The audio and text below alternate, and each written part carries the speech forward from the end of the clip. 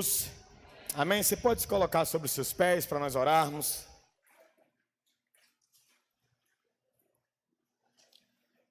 Senhor, nós queremos te agradecer pela oportunidade de estarmos aqui, pela oportunidade de poder conhecer mais do Senhor através da sua santa palavra. Eu oro, Deus, para que o Senhor abra os olhos do nosso entendimento, para que aquilo que a sua palavra diz se torne uma realidade da nossa vida. Nós temos a mente de Cristo, a capacidade de compreender, discernir, entender as suas sagradas escrituras, guiado pelo seu Santo Espírito. Então eu oro para que o seu Santo Espírito, que em nós habita, possa nos conduzir ao pleno entendimento, a discernir, a entender, a compreender tudo que for falado, e mais do que isso se torne uma realidade do nosso dia a dia, que isso se torne a vivência do nosso ser. Nós não estamos aqui apenas para ter informações, nós queremos o rema do Senhor, uma revelação do Senhor, para que se torne uma realidade da nossa vida pessoal. Nós queremos aplicar na nossa vida tudo aquilo que formos aprender aqui, Pai. Por isso eu oro para que o Teu Espírito, em cada coração, tenha aquilo que a Tua palavra diz. Onde há o Espírito, aí há liberdade. Então que o Teu Espírito tenha liberdade em nossos corações, em nossas mentes, para nos convencer acerca de tudo aquilo que o Senhor, através da Sua palavra, vai nos ensinar. Assim eu oro te agradecendo em nome de Jesus. Amém. Se assente aí. Glória a Deus. Muito feliz, de estar aqui com vocês, estarmos juntos aqui para aprender mais da palavra do Senhor. Como você já está aí na página 1, se você não está, vai para a página 1. O tema da primeira matéria é tornando-se um cristão. Você pode dar seu glória a Deus, dar seu amém aí, não tem problema, tá? Falar, porque está sendo gravado pelo cabo, então não vai sair na gravação ali. E aí, como a matéria é tornando-se um cristão e todos nós já somos cristãos, eu preciso te dar uma introdução, porque não é porque somos cristãos, que de repente a gente esteja tendo uma vida de cristão. Então eu quero te dar uma introdução para que a gente participe dessa matéria com mais fervor, com mais alegria, com mais entusiasmo. Porque quando a gente vê uma primeira matéria como essa, e talvez poucas pessoas aqui são novos na fé, poucas pessoas não saibam de informação o que deve ser feito, o que é o cristianismo. Aí às vezes você pensa, doido para acabar essa matéria. E aí você vai ver que de repente a gente pode estar caindo em um lugar muito perigoso. Amém? Então eu quero ler um texto com você para a gente iniciar isso aqui, para introduzir algo. Abra sua Bíblia comigo. Em 2 Pedro, capítulo de número 2, o versículo de número 20 ao 22. 2 Pedro, capítulo de número 2, versículo de número 20 ao 22. Aí você pode passar a página já, vai para a página seguinte. 2 Pedro, capítulo 2, versículos 20 ao 22. Amém? Glória a Deus aí, queridos. Diz assim: portanto, se depois de terem escapado das corrupções do mundo, pelo conhecimento do Senhor e Salvador Jesus Cristo, forem outra vez envolvidos nelas e vencidos, tornou-lhes o último estado pior do que o primeiro. Porque melhor lhe fora não conhecerem o caminho da justiça, do que conhecendo, desviando-se do santo mandamento que lhe fora dado. Deste modo, sobreveio-lhe então o que por um verdadeiro provérbio se diz: o cão voltou ao seu próprio vômito, a porca lavada ao espojadouro de sua lama. Amém? Então assim, essa primeira matéria fala de se tornar um cristão, tornando-se um cristão. Mas aqui todos nós somos cristãos. Então eu quero introduzir do perigo de, se eu posso me tornar um cristão, é óbvio também que eu posso deixar de ser um cristão. E é aí que eu quero começar introduzindo. Porque o cristianismo ele não é baseado na minha vida e na sua vida. O cristianismo ele é baseado na vida pelo qual se dá o nome. Cristianismo vem de quê? De Cristo. Então, logo, o cristianismo é baseado na vida de Cristo. Não tem a ver com você e comigo, tem a ver com Cristo. E aí, depois de Cristo nos alcançar, nós entramos em um ambiente de ser a representação do Senhor aqui na terra. Porque a palavra cristão, ainda que ela esteja no aumentativo, ela tem uma conotação no diminutivo. A palavra cristão significa um pequeno Cristo. Então, quando você diz assim, eu sou cristão, você está dizendo que é um pequeno Cristo. Alguém que representa o Senhor, que anda como ele andou, que fala como ele falou, que obedece como ele obedeceu, que aprende como ele aprendeu. Amém? Então, aqui a Bíblia está dizendo o quê? Que a gente precisa tomar um cuidado. Qual é o cuidado? De depois de ter conhecido o santo caminho do Senhor, o mandamento do Senhor, depois de ter conhecido o nosso Senhor e Salvador, a gente voltar para um estado pior do que o anterior. Aí a Bíblia ainda vai além, dizendo assim, é melhor que você não tenha conhecido, porque Deus, a Bíblia fala que Ele perdoa o tempo de ignorância. Então, ignorância na minha e na sua vida acabou. Acabou a ignorância na minha e na sua vida. Então, se nós retrocedermos, a palavra de Deus está dizendo que o nosso estado, ao retroceder, será pior do que o estado anterior. Aí a comparação que ele diz é de um verbo. Qual verbo? Um provérbio que tinha na época. O cão voltou ao seu próprio vômito, e a porca lavada a sujeira da sua lama. Que quer dizer o quê? Você foi liberto de um ambiente, mas amou tanto a escravidão que você volta para aquele lugar. Só que quando você volta para aquele lugar não é como era antes de você conhecer Jesus. Ele se torna pior. Então, se eu posso me tornar um cristão a partir de conhecer Jesus, eu posso também me apostatar, abandonar a fé, ser alguém que não acredita mais naquilo que a palavra está dizendo. Então, aí eu peguei esse texto para trazer uma introdução. Por quê? Porque para a gente falar, tornando-se um cristão, para alguém que pode deixar uma religiosidade, não uma religião, mas uma religiosidade impedir ele de absorver os ensinamentos. Por exemplo, Cristo fala para uma igreja que tinha no mínimo 40 anos, que é a igreja de Efésios. Ele bate na porta da igreja e fala assim: tenho porém contra ti que perdestes o quê? A prática do primeiro amor. E quando você olha em Efésios capítulo 5, o último versículo de Efésios, a Bíblia diz assim: graça e paz sejam com todos aqueles que amam o Senhor Jesus em sinceridade, que amam Jesus em verdade. Então a mesma igreja que Paulo encerra uma carta dizendo assim: vocês estão de parabéns, vocês amam Jesus em sinceridade, em verdade. 40 anos depois, ela está sendo criticada porque ela abandonou a essência, a prática do primeiro amor. E a prática do primeiro amor não é o que eu faço, a prática do primeiro amor é o que eu me tornei naquele que me resgatou. Então, se você pega essa matéria já com um pensamento assim, não vai ser tão legal porque eu já sou um cristão, e aí um cristão ele tem um estilo de vida? Sim ou não? E aí como que eu posso perceber se eu estou deixando de me tornar um cristão? É só se eu literalmente me apostatar e voltar a beber? Será que é só se eu voltar a me prostituir, a fumar maconha, a usar droga? Será que é só isso? Porque, por exemplo, Jesus é Cristo, sim. O cristianismo veio dele, sim? Sim, gente? Jesus tinha vida de oração? Então, quando você diminui sua vida de oração, você está deixando de ser um cristão. Jesus tinha vida de consagração, de jejum? Então, quando você deixa de jejuar, você está deixando de ser um cristão. Jesus tinha leitura da palavra? A palavra lia a palavra, Lucas 4. E se você deixar de ler a palavra, você está deixando de ser um cristão. Então eu quero trazer uma realidade para mim, para a sua vida, que talvez a gente até já se tornou cristão, mas a gente esteja num processo de estar deixando de ser um cristão.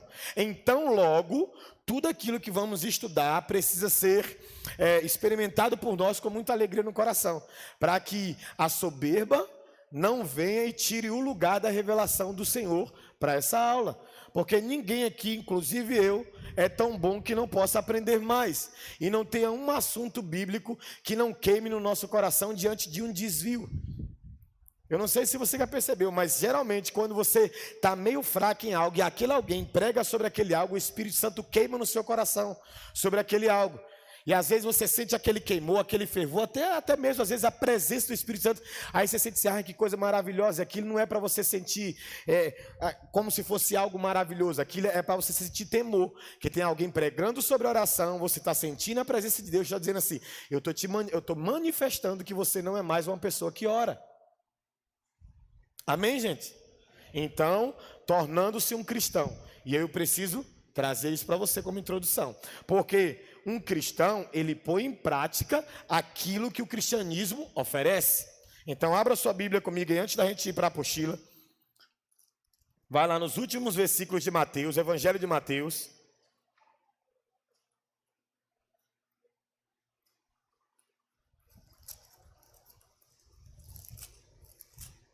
Capítulo de número 28, versículo de número 18 ao 20.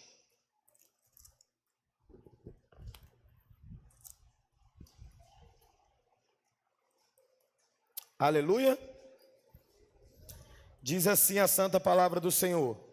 E chegando-se, capítulo 28, versículo 18. Eu falei errado? Mateus 28, 18, perdão. Mateus 28, 18. Acharam aí? Diz assim: e chegando-se Jesus, falou-lhes dizendo: é-me dado todo o poder nos céus e na terra. Portanto, ide. Olha a palavra que ele usa. Ensinai todas as nações, batizando-as em nome do Pai, do Filho e do Espírito, ensinando-os a guardar todas as coisas que vos tenho mandado.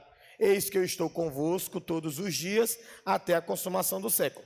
Aqui ele revela que é dado todo o poder a ele, no versículo 18, né, porque pós a ressurreição tudo é confiado a Jesus, e ele dá uma direção aos discípulos. Qual é a direção? Olha, vocês vão sair por todas as nações e vão ensinar a todas as nações. Vocês vão começar, como é que começa? Batizando as pessoas, em nome do Pai, do Filho e do Espírito Santo. Então o início da fé é o batismo. Amém? A gente se arrepende, batiza, aquilo é o início da fé.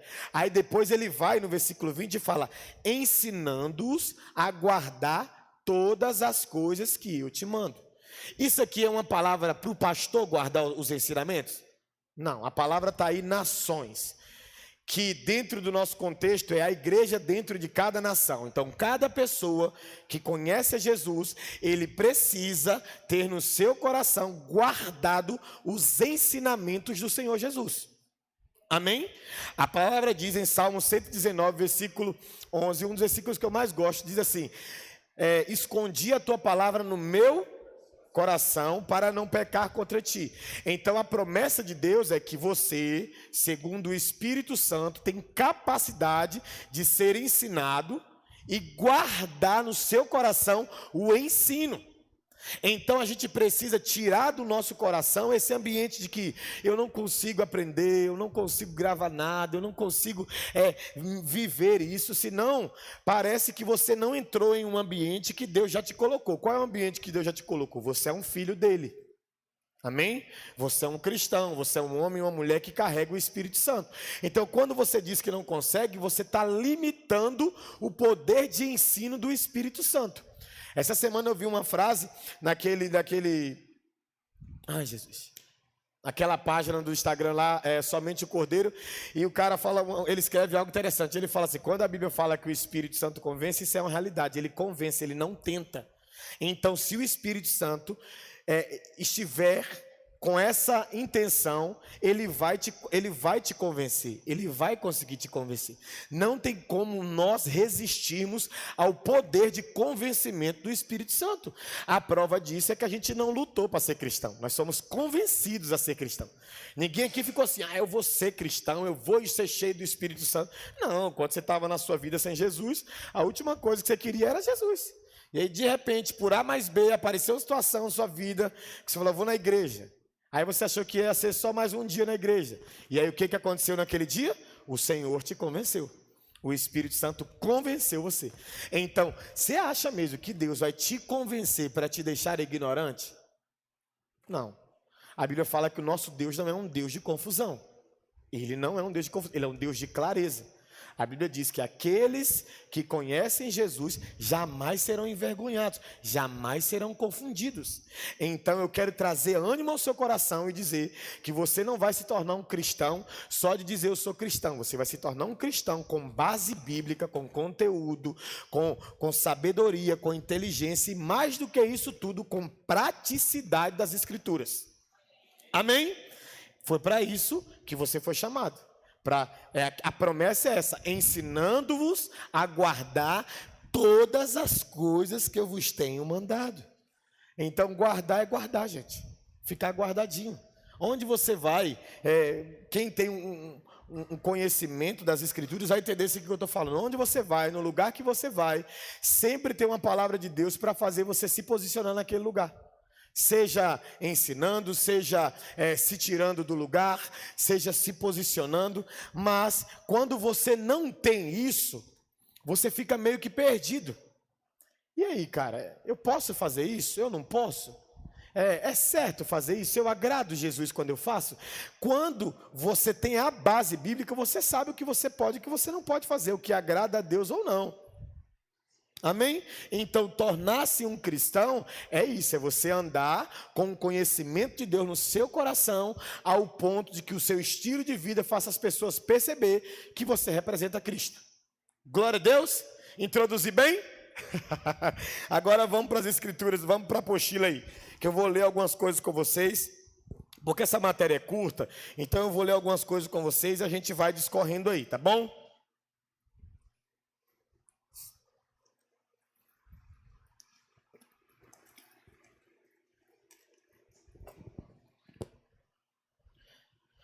Startando a caminhada. Quando você ouve falar em Jesus ou em igreja, qual é a primeira coisa que lhe vem à mente? Normalmente, quando abordamos as pessoas sobre esses assuntos, podemos ouvir diversas respostas, como por exemplo: Jesus é para mim uma força que me guia.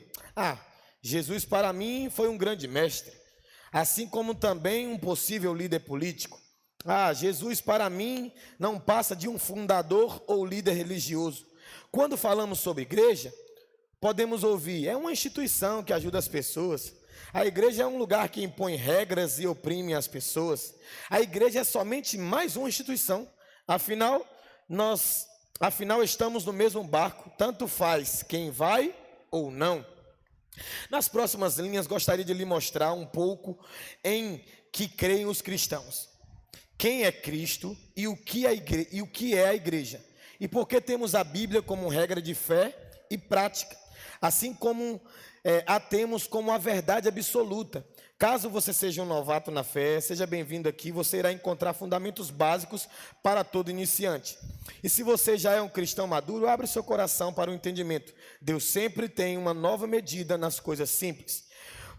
Toda ideia ou filosofia tem a intenção de trazer respostas sobre a realidade, conceito, que normalmente é chamado de cosmovisão, na próxima matéria, que significa visão de mundo, ou pode ser melhor explicado como as lentes pelas quais enxergamos a realidade.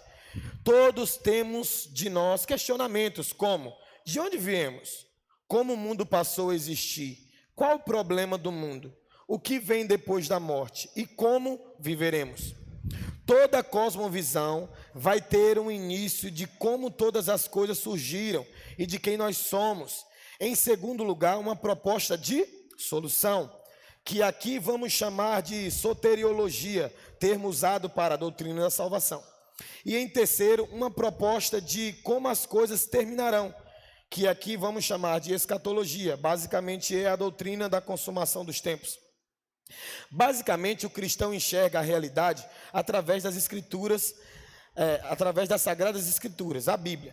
A Bíblia em si apresenta uma cosmovisão, a qual acreditamos ser a verdade sobre toda a realidade, onde nela estão as respostas para as perguntas feitas acima. Nossa cosmovisão, como cristão, pode ser definida como teísmo bíblico ou teísmo cristão, que basicamente prega. Vamos lá.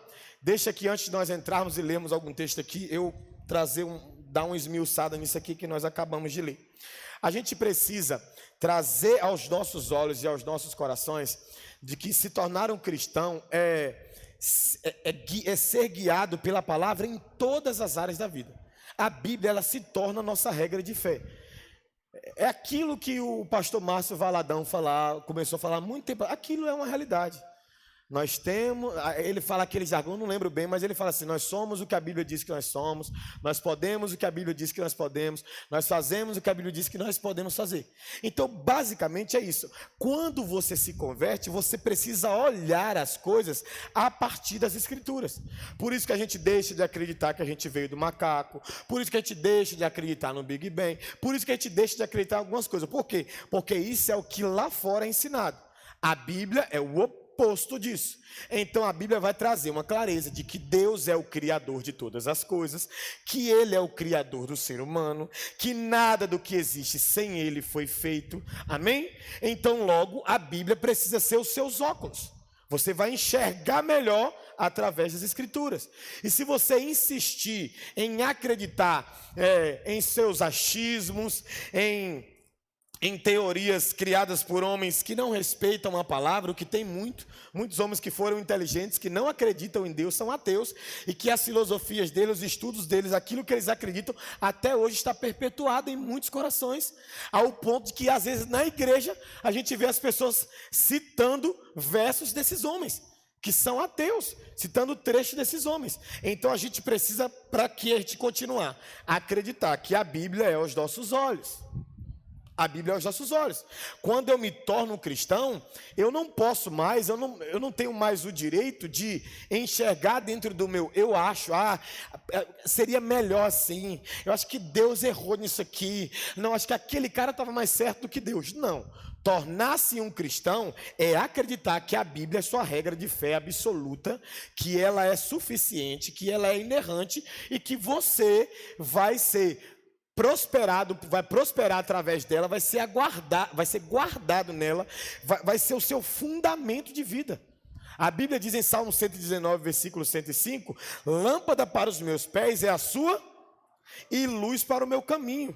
A mesma tradução desse texto é: a cada passo que eu der, eu vou consultar a sua palavra. E para os planos que eu vou fazer, porque caminho fala de plano, eu vou consultar a sua palavra. Se você quer organizar algo para o mês que vem, para o ano que vem, vá através da Bíblia. Se você vai tomar uma decisão para amanhã, vá através da Bíblia. Então os nossos olhos não são mais o mundo. Os nossos olhos não são mais o que nós acreditávamos. Os nossos olhos não são mais o que nós aprendemos no colégio, na faculdade, não. Os nossos olhos, a nossa mente agora é a palavra de Deus. Agora é a palavra de Deus. Isso é se tornar um cristão. Porque a gente vai chegar lá daqui a pouco, mas eu vou adiantar. Hoje, assim como você ouvia muito isso, e é bem provável que você ouça muito isso, e isso te entristeça daqui a um tempo. Assim como tem os católicos nominais, só de nome, né? Quem é que já foi um católico nominal? A pessoa te perguntava assim: qual religião você era? Você era católica. A pessoa te perguntava assim: qual foi a última vez que você foi na missa? Tem uns 5 anos. Isso é um católico nominal. É alguém que se diz católico. Qual é o seu nome? Católico. Sem prática nenhuma, não é o apostólico praticante romano. Ele não tem prática nenhuma do catolicismo, ao ponto de nem ir na missa. E aí há uma tristeza no coração nosso, por quê? Porque hoje cresce um movimento muito grande chamado desigrejados, e eles são o quê? Crentes nominais. Eles acreditam em tudo que a Bíblia diz. Tudo que a Bíblia diz, eles acreditam. Porém, eles não têm vivência disso. Porém, eles pegam a Bíblia, interpretam ao seu bel prazer, e eles vão vivendo do jeito que eles querem. Então, aí você encontra com ele na rua: cara, você é de qual igreja? Não, igual eu encontrei um cara uma vez, dois ou mais. Aí eu olhei assim: tem essa igreja de fora não? Aí tem sim, é a igreja que não tem parede, 2 ou mais. Aí eu falei, né? A gente foi conversando, estava dentro do táxi, a Samanta estava indo em promoção de aplausos. Aí eu fui conversando com ele, evangelizando ele. Por final, eu olhei e falei assim: cara, você é um cristão nominal, né? Você não tem pastor, você não tem ninguém que fala ao seu coração, você não se sujeita a ninguém, você não acredita no templo, né? Aí eu perguntei para ele assim: onde você conheceu Jesus? Aí ele falou assim: na Assembleia de Deus. Eu falei: uma igreja. Eu falei: quem cuidou de você? Ele: o pastor tal e tal e tal. Aí eu falei, com quem que você andava naquela época? Com os irmãos da igreja, da comunhão. Virei para ele e falei assim, olha o seu nível de ingratidão. Você foi ganhado, você tinha uma igreja, foi lá que você conheceu Jesus. Você teve um pastor que cuidou da sua vida, tirou os carrapichos, e você teve irmãos que comungavam com você. E agora você não acredita de nada nisso porque você acha que você é melhor que eles. E é o que muito tem hoje, irmão, cristão nominal. O que você é? Sou cristão, eu acredito só na Trindade, Deus Pai, Deus Filho e Deus Espírito. Pronto, cara, ele é um cristão, mas como nominal, ele não tem uma casa, ele não tem um pastor, ele não tem nada na vida, ele não se sujeita a ninguém, e aí ele vai fazendo as suas próprias regras, interpretando a Bíblia do seu próprio jeito. Olha para o teu irmão e fala assim, você nunca será um cristão nominal.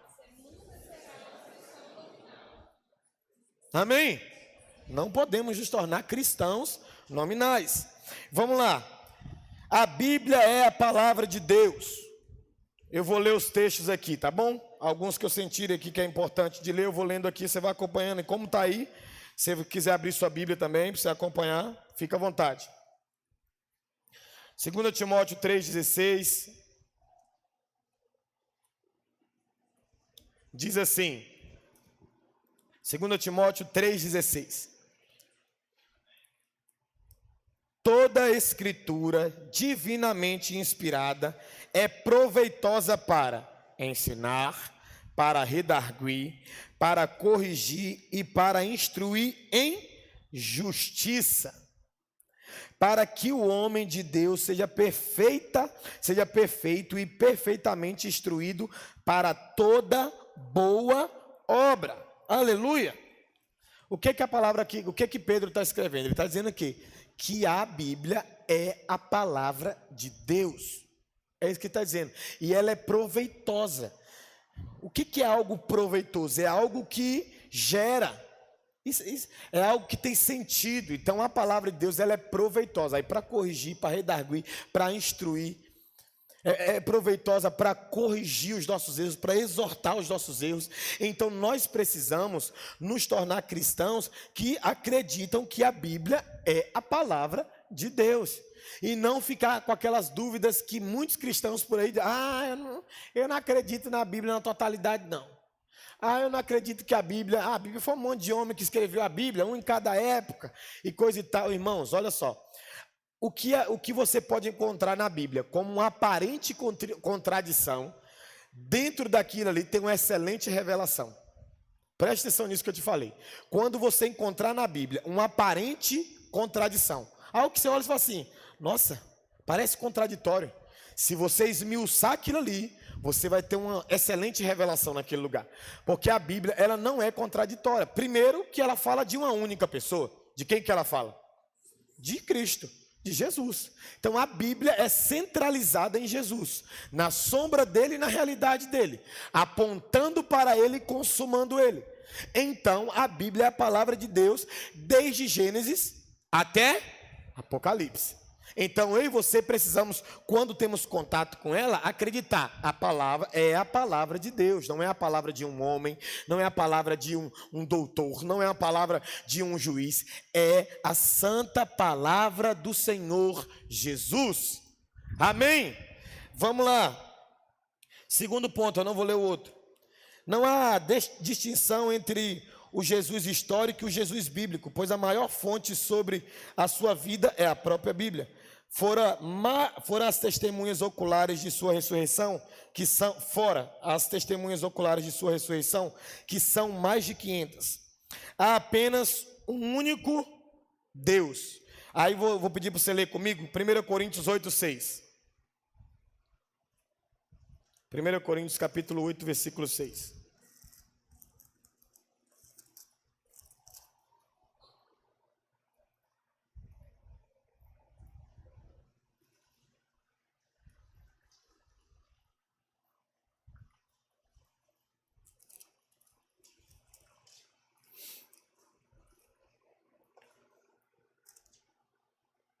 Aleluia.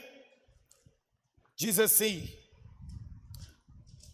todavia, para nós há um só Deus, o Pai de quem é tudo e para quem nós vivemos, e um só Senhor Jesus Cristo, pelo qual são todas as coisas, e nós por ele.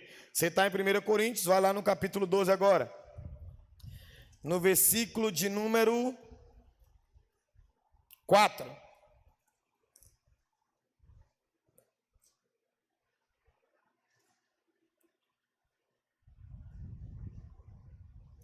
Achou aí?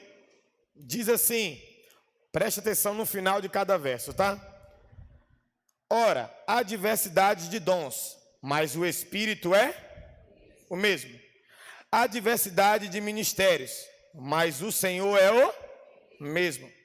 Há diversidade de operações, mas é o mesmo Deus. Então você está vendo aqui que esse texto, Paulo faz a questão de enfatizar a trindade. Ele vai, na hora da distribuição, ele fala assim, ó, Espírito, Senhor Jesus e Deus, porque é um só. Amém?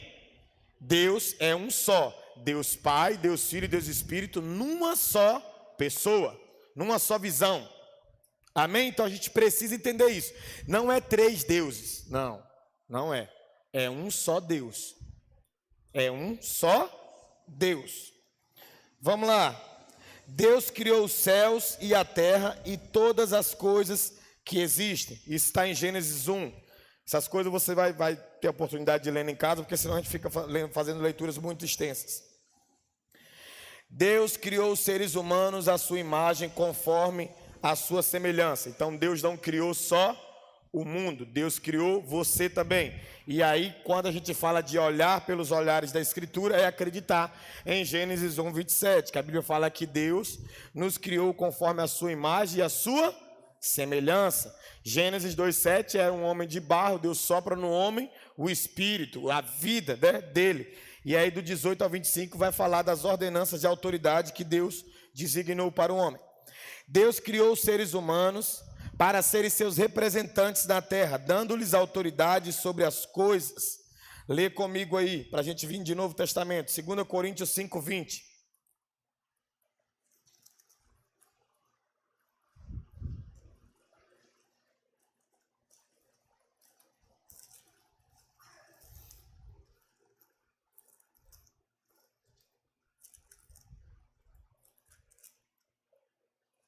Acharam aí? Diz assim: de sorte que somos embaixadores da parte de Cristo, como se Deus por nós rogasse.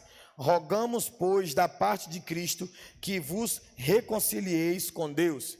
Então o Senhor nos transformou em embaixadores, homens que serão usados para estabelecer a vontade dele aqui na terra, para fazer a vontade dele ser conhecida e através do Espírito convencer pessoas. Nos deu autoridade. Você vê que pessoas como nós, pessoas comuns, a gente põe a mão em alguém e alguém é curado se for da vontade de Deus. A gente põe a mão em alguém que está com demônio, o demônio daquela pessoa vai embora. A gente prega e uma pessoa se converte a Jesus ouvindo um ser humano. Isso é o quê? Isso é a autoridade que o Senhor nos confiou. Então a gente precisa acreditar que existe autoridade do céu derramada sobre a igreja de Cristo. Hoje pela manhã mesmo eu estava falando, se tirasse o Espírito Santo e a igreja da terra, se a gente acha que a terra está um caos, você ia ver o que é o caos, se não tivesse o Espírito Santo e a igreja na terra. Aí que seria um caos de verdade.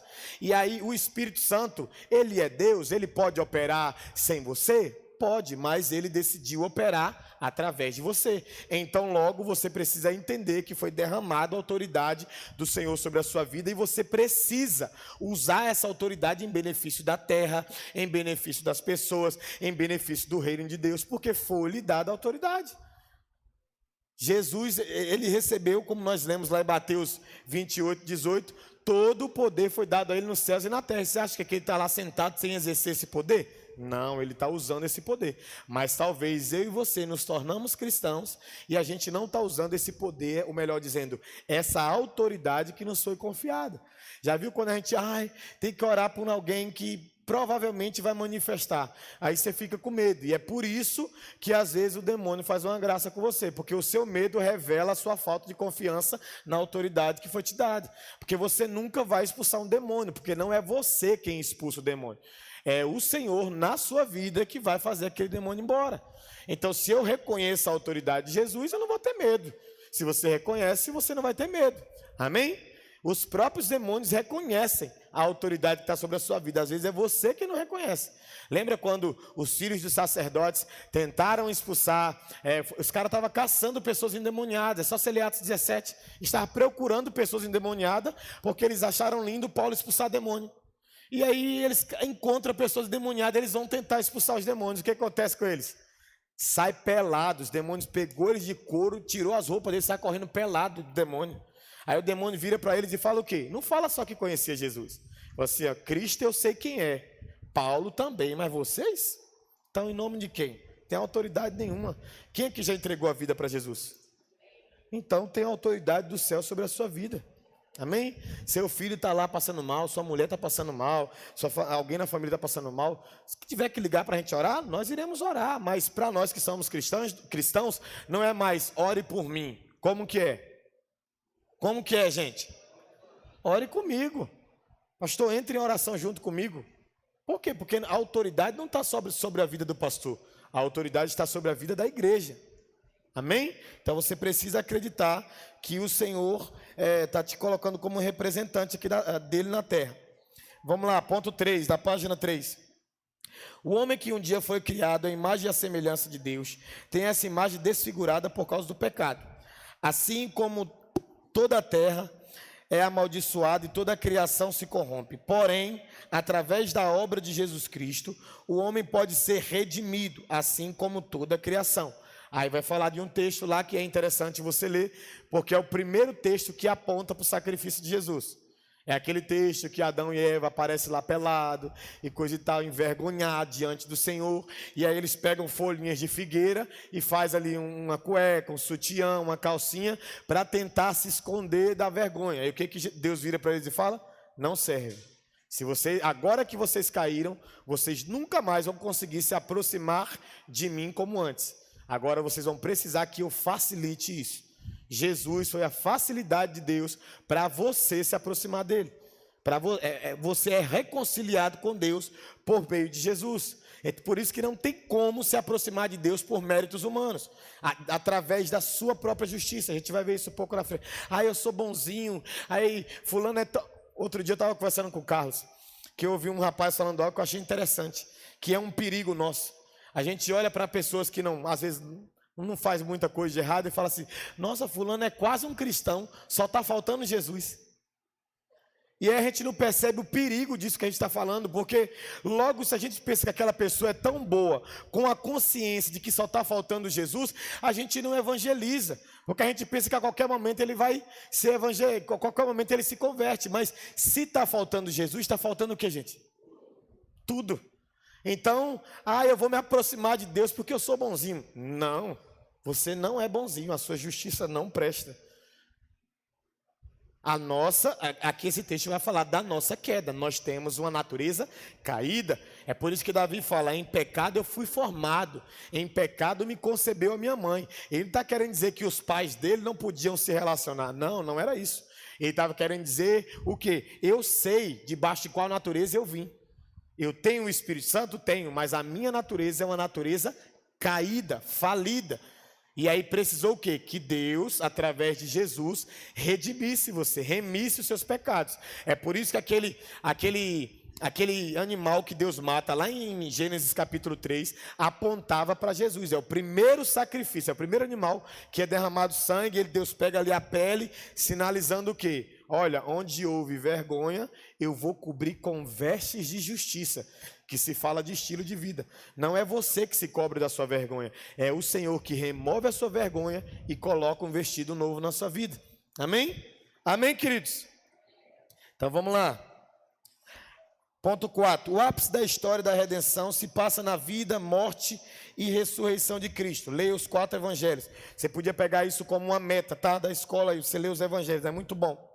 Após a ressurreição corpórea de Cristo, ele nos dá o Espírito Santo que nos convence de nossos pecados, da justiça de Deus imputada na cruz e do juízo dos últimos dias, além de distribuir dons sobre a igreja a favor de sua edificação. Traz unidade entre aqueles que o receberam. Aí tem alguns textos aí que depois você pode ler, para a gente não ficar muito agarrado. Cristo voltará. Os 4 evangelhos possuem 84 capítulos que relatam acontecimentos sobre a primeira vinda de Jesus, sobre a segunda vinda. Existem pelo menos 150 capítulos ao longo da Bíblia. Vale a pena você ler em casa, não vamos ler aqui agora.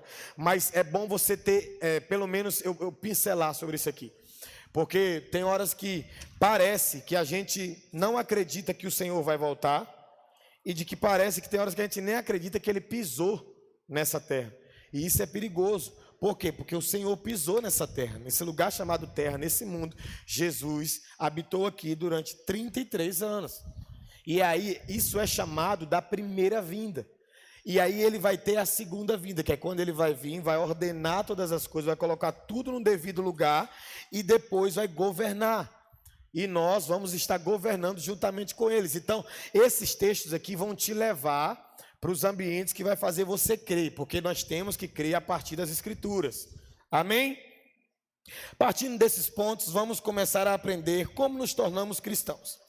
Aí olha que coisa linda do John Stott, véio. Isso aqui eu li hoje, eu reli, fiquei assim, apaixonado com como ele explica bem sobre essa questão. Olha só, acompanha comigo aí.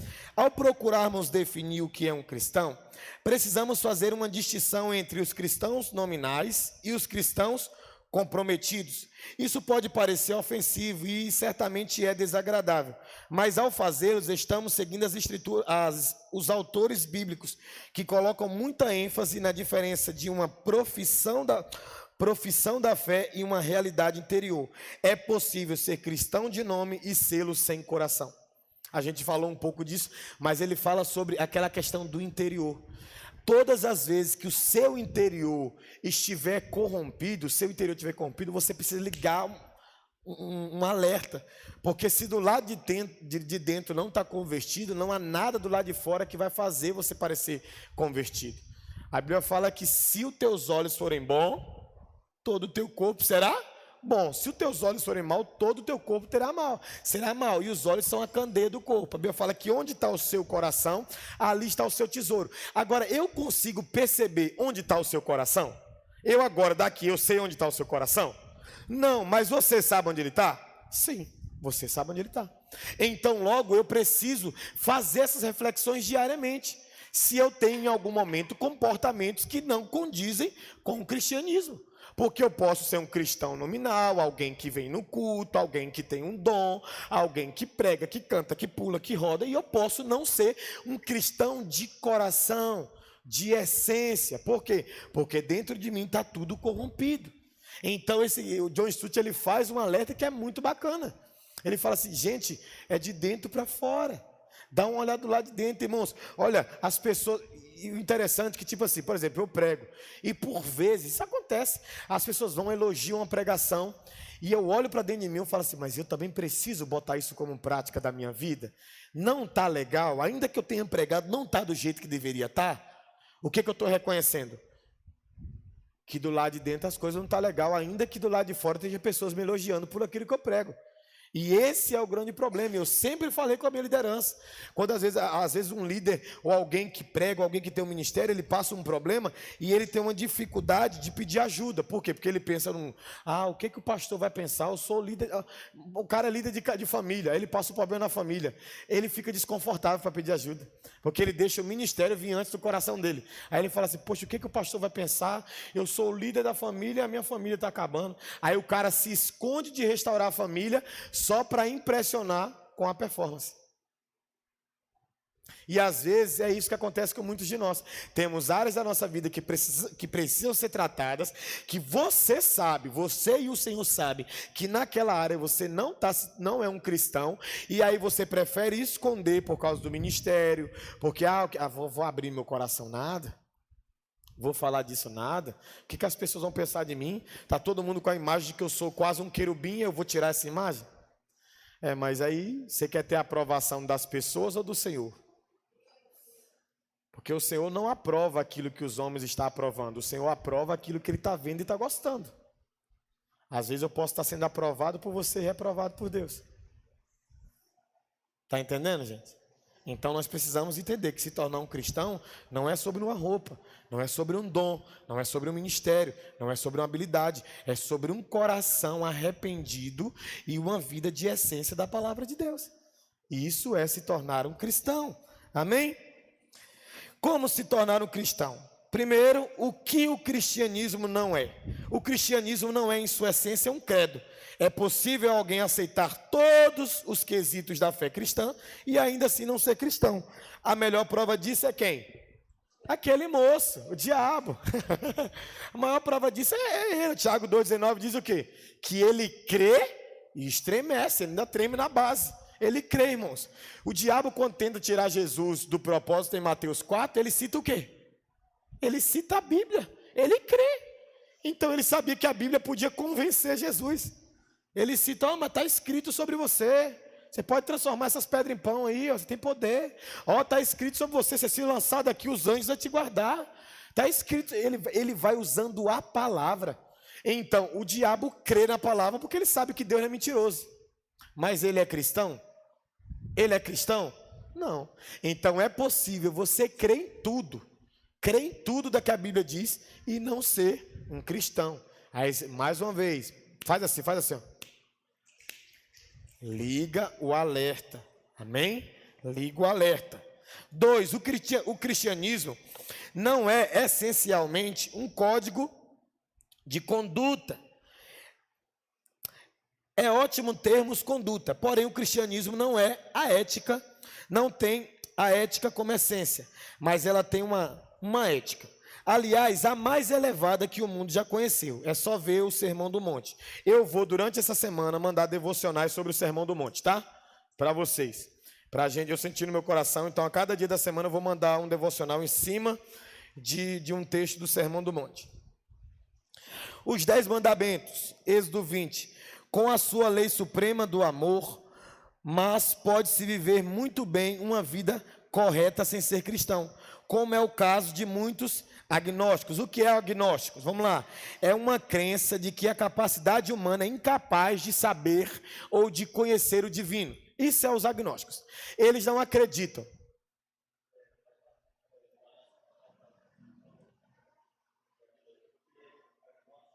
Agnóstico, acabei de falar. Presta atenção aí, ó.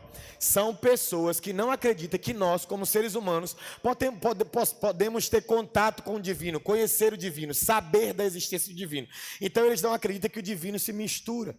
Então eles pensam o quê? Não, Deus não está nem aí para o que está acontecendo aqui embaixo, não tem como a gente ter acesso a ele, entendeu? E não tem como a gente saber quem ele é. Então, esses são os agnósticos.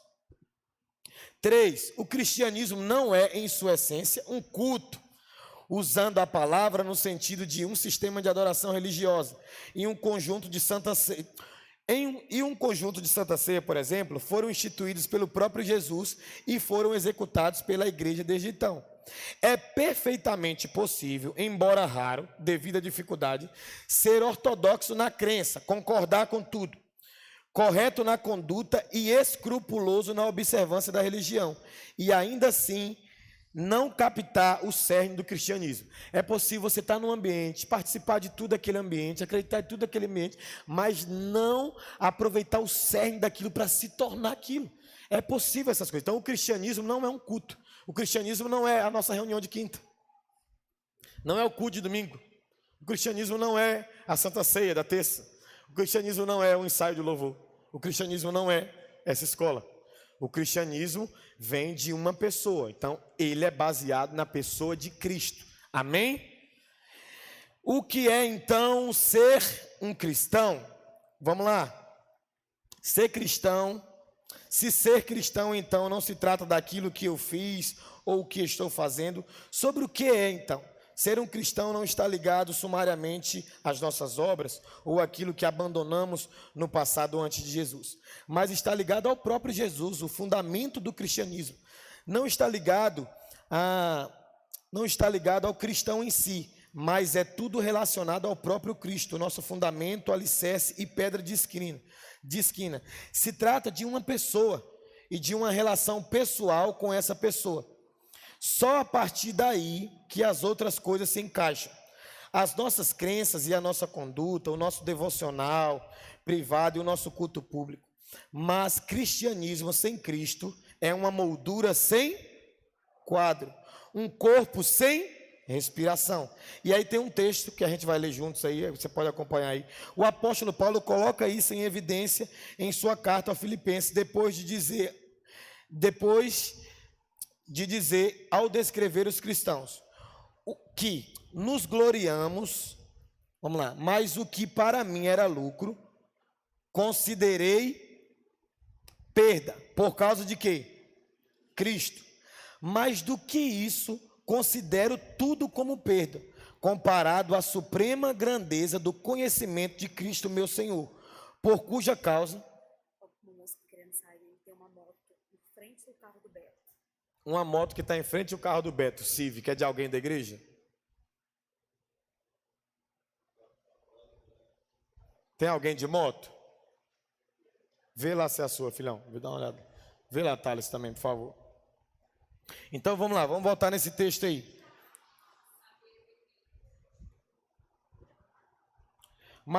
Vamos lá, vamos voltar nesse texto de Filipenses aí, beleza? Depois aí, ele continua. Mas o que para mim era lucro, passei a considerar perda por causa de Cristo. Voltei, tá? Mais do que isso, considero tudo como perda, comparado com a suprema grandeza do conhecimento de Cristo Jesus, meu Senhor, por cuja causa perdi todas as coisas. Eu as considero como esterco, que é bosta de vaca, para poder ganhar a Cristo e ser encontrado nele, não tendo a minha própria justiça, que procede da lei, mas aqui vem mediante a fé em Cristo, a justiça que procede de Deus, que se baseia na fé. Aqui eu quero abrir um parênteses para explicar algo para a gente terminar essa primeira aula aqui. Já está na hora já. Olha só, ele está aqui ensinando o quê? Quando você ouve o meu testemunho, você ouve um testemunho de um cara que tentou ser traficante, que era viciado em droga, que fazia um monte de treta errada, né? Quando você ouve o testemunho de Paulo, eu tive que abandonar o quê? O tráfico, as tretas erradas que eu fazia, tudo.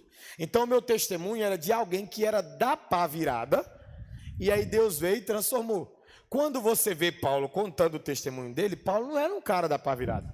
O testemunho de Paulo não era o testemunho de alguém que saiu da droga, da bebida, da prostituição. Não, o cara era da tribo de Benjamim, o cara era um mestre na lei, o cara era admirável, o cara era poliglota, falava 4 idiomas, o cara era respeitado nas sinagogas, ao ponto de que quando ele queria perseguir a igreja, todas as sinagogas davam carta de liberação para ele. Então ele era um cara que era admirado por todo mundo. E aí quando ele conhece Jesus, ele fala que tudo aquilo que trouxe admiração das pessoas para ele, ele considerou como bosta de vaca. Será que por causa do conhecimento de Cristo, você já abriu mão daquilo que era a base que trazia o favor que você gostaria de ter? Por exemplo, quando um cara é médico, às vezes ele é um médico e ele é instruído a crer em algumas coisas que a medicina crê, mas que vão contra o cristianismo. E aí, será que quando um médico se converte, ele considera como esterco aquilo? Não estou falando de não colocar em favor das pessoas, porque o conhecimento de Paulo foi colocado em nosso favor. Ninguém escreve com tanta sabedoria como Paulo, biblicamente falando, ao ponto de que o apóstolo Pedro reforça isso. Ele vai falar assim, ó, Paulo quando escreve, eu sei que é de difícil compreensão, porque Paulo, ele escreve como alguém que era culto, como alguém que era letrado, como alguém que era estudado. Então, o que ele alcançou foi transferido para aquilo que ele conheceu, mas ele não vivia mais daquilo que ele alcançou pelos seus próprios méritos. Agora ele vivia pela revelação que ele teve de Jesus Cristo. Ao ponto de que ele defende isso do rei Agripa. Ele fala assim, olha, eu não posso voltar atrás do motivo pelo qual eu estou aqui. Eu estou preso aqui, eu quero revogar a minha prisão, porque eu sou soldado romano, mas eu não posso ser infiel à visão celestial que eu tive. O que ele está dizendo? Cristo para mim é uma realidade tão verdadeira que tudo que eu aprendi antes dele, eu considero como nada. Eu considero como nada. Será que a gente já considera como nada tudo que a gente aprendeu antes de Jesus? Ou a gente ainda tem no nosso padrão de vida de hoje coisas que a gente aprendeu antes de Jesus? Porque eu estou falando de um homem que falava 4 idiomas, que era um cara, fiel nas escrituras do Antigo Testamento, que estava na sinagoga, que era da tribo de Benjamim, que era admirado por todo mundo. E aí, por causa do Evangelho, por causa da visão, por causa das Escrituras Sagradas, por causa do Senhor Jesus, ele abandona tudo aquilo que ele cria para crer somente em Jesus. Então, tornar-se um cristão é crer somente em quem? Em Jesus. Será que você crê somente em Jesus? Ou você ainda crê em outras coisas? Ou ainda existe outras coisas na sua vida? Ah, não, mas eu creio em Jesus, mas eu também creio que tem uma imagenzinha lá debaixo da minha cama lá. Eu nem me curvo a ela não, mas eu deito e penso nela. Porque às vezes é uma realidade, gente. Às vezes é uma realidade. Jesus, ele não vai ser suficiente na sua vida se você quiser ele de forma momentânea. Ele é para ser o tudo da sua vida. O tudo, tudo, tudo, tudo. O Senhor é meu pastor, nada me faltará, de nada tenho falta. Em ti tem tudo o que eu preciso para todo momento que eu passo, inclusive os momentos que eu não tenho nada.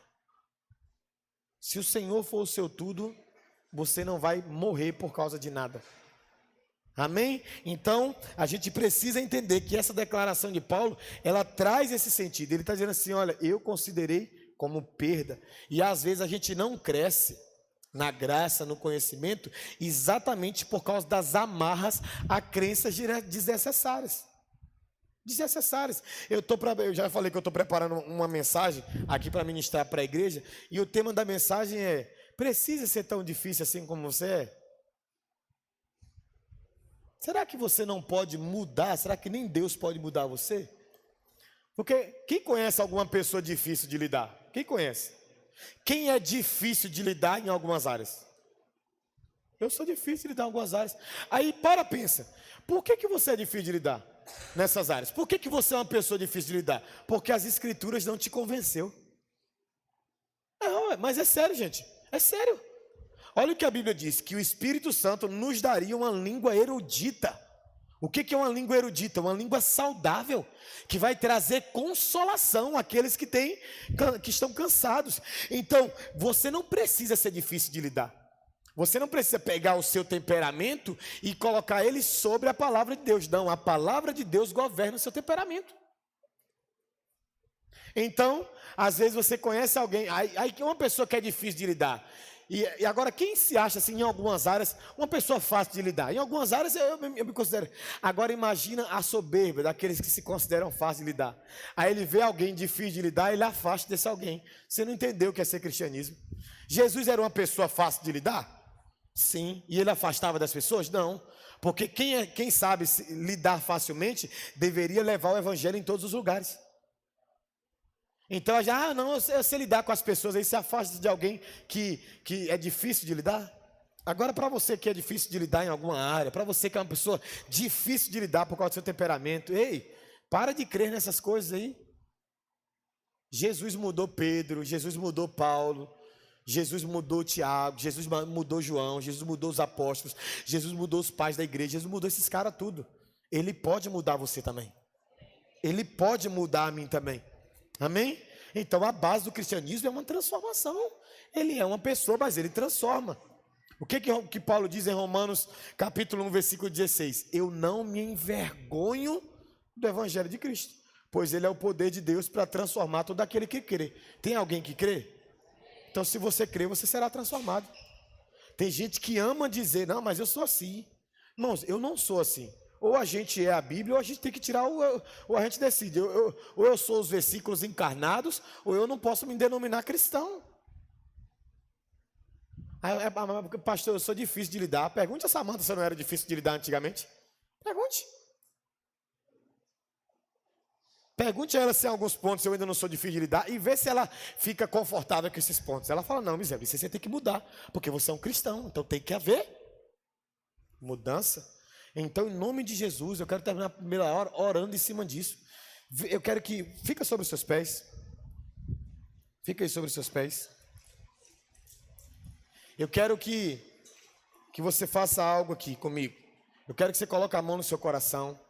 Coloque a mão no seu coração. E eu quero que você não pense em ninguém e em nenhuma pessoa que é difícil de lidar. Eu quero que você pense em você. Amém? Aqui nós vamos ter a aula teórica, mas eu quero muita praticidade e vida de Deus nesse lugar, para transformar as nossas vidas. Eu quero que você analise áreas da sua vida que você é difícil de lidar. E se você sabe que você é uma pessoa difícil de lidar, eu quero que você examine isso. Só tem duas pessoas que conhecem você. Você de forma razoável e Deus em sua plenitude. Deus sabe exatamente quem é você. Sabe em todas as áreas que você é difícil de lidar. Então feche os seus olhos agora e eu quero que você peça ajuda ao Espírito Santo, para que você possa se tornar uma pessoa mais fácil de lidar, para que você possa ser transformado pelo poder da palavra de Deus.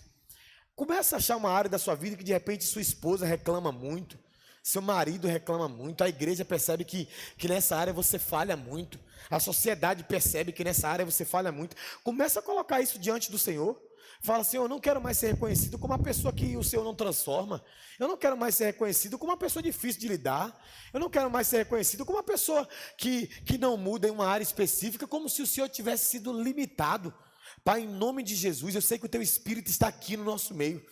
E o Senhor é poderoso para nos convencer de pecado, justiça e juízo. Pecados são erros, justiça, o que devemos nos tornar em Ti. Juízo é a consumação de tudo que o Senhor vai fazer. E para que a nossa consumação, para que a sua consumação de tudo seja uma alegria para o nosso coração, nós precisamos ser transformados pela Sua palavra. Então, independente da nossa idade, eu oro para que cada homem, cada mulher aqui, ó Deus, seja alguém que está ingressando na fé, ou seja alguém que tem muitos anos de cristianismo, eu oro para que haja humildade no coração dele, no coração dela, para perceber que existem algumas áreas da vida dele e da vida dela, que ele é difícil de lidar, mas isso pode ser mudado. Isso pode ser tocado pelo Senhor. Quando nós temos o toque da sua glória, nós não conseguimos mais ser os mesmos. Então eu oro, Pai, para que nessa primeira aula haja uma transformação interior dentro de nós, que a gente tire a nossa cartilha do eu creio assim, eu acho assim, eu penso assim, que as suas santas palavras seja o que vai ditar aquilo que nós cremos. Sim, Pai, então eu oro para que o Teu Espírito, que é poderoso para fazer infinitamente além daquilo que pedimos ou pensamos, segundo o poder que em nós opera, eu oro para que o Teu Espírito coloque nessa pessoa aquilo que ela nunca teve, para que ela gere nessa pessoa aquilo que ela nunca recebeu antes. Eu oro para que o Senhor convença essa pessoa daquilo que ela nunca quis ser convencida. Sim, Espírito Santo, eu oro, porque eu creio no seu poder, eu creio na sua atuação, eu creio no seu convencimento, eu creio na sua persuasão, eu creio que o Senhor pode me transformar, eu creio que eu posso ser um misréveles que vai agradar mais o teu coração, eu creio que eu posso ser um discípulo que o Senhor vai ter alegria em morar dentro, eu creio nisso. Então nos convença, Espírito Santo, nos convença. Em nome de Jesus, cada um de nós que ouve humildade no coração, colocou uma área ou várias áreas diante de Ti, toca nessas áreas com o Seu poder, com a Sua graça, com o Seu favor, com a Sua autoridade, toca nessas áreas. Se de repente a gente não é o pai que deveria ser, a mãe que deveria ser, se a gente negligenciamos o ensino bíblico na nossa casa, às vezes a gente não é o sacerdote que nós deveríamos ser, não somos a mulher submissa que a Sua palavra nos ensina, toca agora nessa pessoa, convence essa pessoa de que tudo aquilo que o Senhor designou para nós sermos não é ruim para nós, não é ruim ser submissa, não é ruim ser sacerdote, não é ruim ser um homem que brinca com os filhos, que ensina os filhos, não é ruim ser um cidadão que honra o teu nome fora do templo, não é ruim, então nos convença que a gente não precisa ser essa pessoa difícil, que tem alegria de falar, ah não, é porque eu sou ignorante mesmo, ah não, é porque eu sou reservado mesmo, ah não, é porque eu sou assim mesmo. Você não é mais essa pessoa, porque quando o Espírito Santo vem sobre a sua vida, ele transforma você de forma radical. Então vem, Espírito Santo, nos transforme de forma radical, ao ponto que as pessoas que convivem conosco não vai mais nos encontrar, mas só vai ver o Senhor na nossa vida, só vai ver o Senhor na nossa vida, em nome de Jesus. Se você crê que você está sendo transformado nesse momento aí, aplauda o Senhor Jesus. Amém. 15 minutinhos para o intervalo, daqui a pouco eu chamo vocês novamente.